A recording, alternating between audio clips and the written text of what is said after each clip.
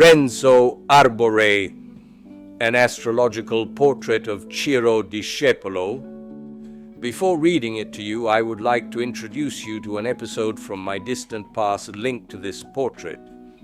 I wrote it among the first that I prepared for the monthly Astra between 1977 and 1978. At that time, unfortunately, personal computers did not exist, at least in the sense that we have of them today, and it was necessary to transmit one's own pieces written by typewriter. Then some typographers composed them with lead and others corrected them. Unfortunately, my Mars in Virgo in the third house, and very stressed, has always made me a bit obsessive about the aspect of precision in writing, to the point that already in high school I wrote the essays in class directly in fair copy and without any corrections, proud of never making a mistake with an accent on a vowel. This can help you understand my rigidity towards the errors that could occur in typography. A serious one, in my opinion, happened precisely with this writing of mine on Renzo Arbore. In fact, later you will hear that I, referring to his birth chart, wrote, "Psychic disturbances not found astrologically." Here the typesetters in the printing house and/or the proofreaders made a mess and wrote, "Psychic disturbances found astrologically." I felt bad for days, and the correction was possible in a small note only the following month. The thing drove me crazy and I sought revenge. In those years I also collaborated with Il Mattino Illustrato, which at that time was also owned by Rizzoli, Corriere della Sera, and was also printed in Via Solferino in Milan. I wrote my weekly piece of the Estri and Astri column and expressed myself like this, because, as everyone knows, proofreaders are on vacation all year and all hell broke loose. In Via Solferino, they got agitated and called the editorial staff of Mattino Illustrato. "If you don't authorize us to delete that sentence by Ciro Discepolo, tomorrow the Corriere della Sera won't come out."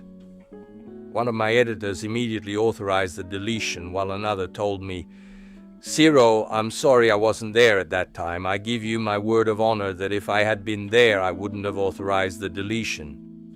That typo still weighs heavily on me, and here is the portrait that I wrote many decades ago and that perhaps today I would have written in a slightly different way in terms of expression, but substantially identical in terms of practice. Let's take a look at two biographies currently circulating about Renzo Arbore. The first reads, "Graduated from elementary school in 1948, with an average of 6.5 in Foggia. Failed from military medical checkup due to chest deficiency.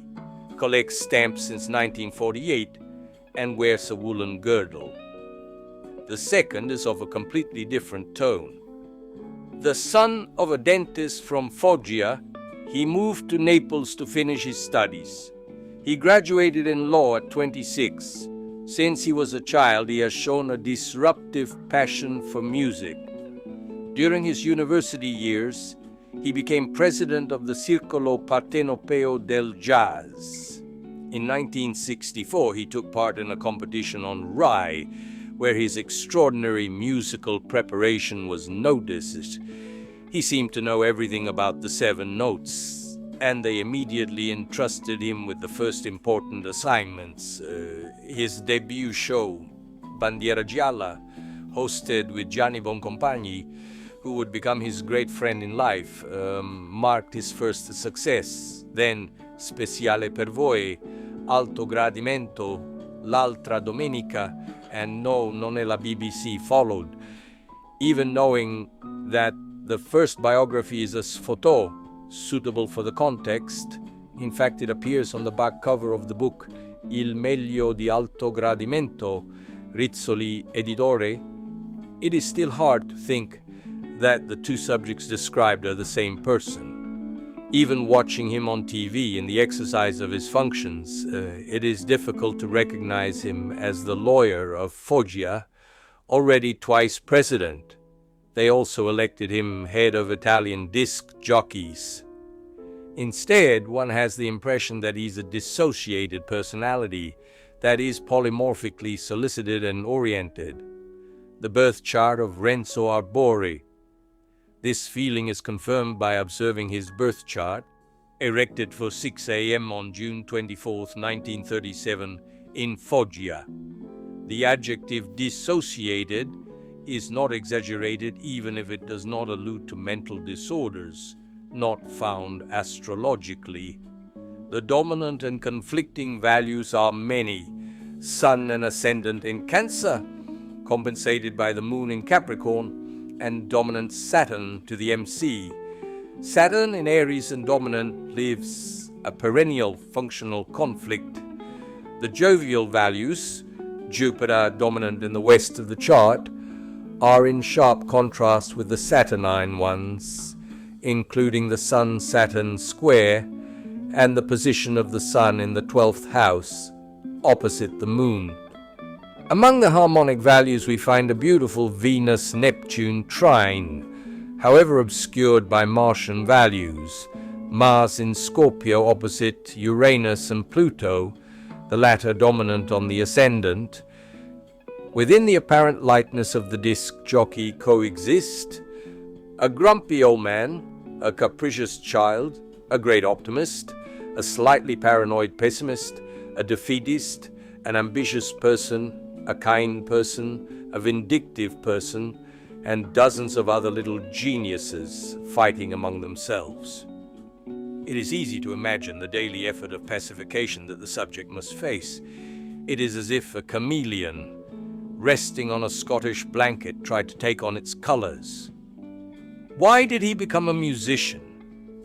How could he, starting from such a theme, become a musician, disc jockey, and showman? The answer is partial but significant. His theme contains a fundamentally musical value. Venus in Taurus trine Neptune. This is undoubtedly a driving position in a musical sense, but it does not seem to act as a glue for the entire personality.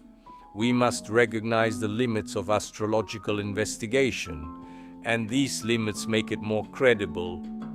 In the selective channeling of astral energies, environmental factors also play a fundamental role.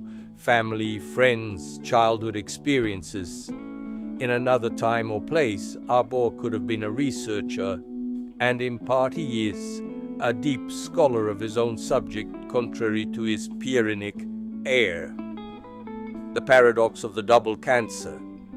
Another surprising element is the lack of the depth typical of Cancerians, even though he is a double Cancer. This is where Mercury comes into play. In the Cancerian charts, Mercury can only be found in Gemini, Cancer, or Leo. Famous examples: Pirandello, Mercury in Leo; Bergman, Mercury in Leo; Hemingway, Mercury in Leo; Proust, Mercury in Cancer. Arbore instead has Mercury in Gemini, a position that brings lightness and mental brilliance. In support of this there are the two dominants Jupiter and Pluto, stimulators of action. The oppositions Sun-Moon and Mars-Uranus, intense and direct. The most fragile side of his theme seems to be the emotional and sentimental one, where the greatest contradictions manifest themselves. Practical and satirical values. Cancer values are reflected in his hobby of cooking. He owns a restaurant in Rome. In his shyness, and in his somewhat defenseless air. Among the Capricorn values, his presidential vocation stands out. He has been president of 2 associations, a fact consistent with astrology, which sees many presidents with strong values in Capricorn. The Mercury-Neptune square justifies the occasional blunders and mental lapses, wit and satire. Renzo Arbore is deeply witty, and this is reflected astrologically in the Cancer-Capricorn axis and in the position of the Sun in the 12th house. The spectacular innovation comes from the Venus-Uranus conjunction in the 11th house, in Taurus. The controversies that his performances often provoke instead derive from Mars in Scorpio, in the 5th house, opposite the conjunction just mentioned. Today, Uranus transits on this axis. There could be twists and turns, difficult to predict, given the complex theme. Conclusion. Contrary to what he himself declares, we believe that Renzo Arbore could have been an excellent lawyer, and this is also suggested by the beautiful Jupiter setting in the west in his birth chart. Ciro Discepolo.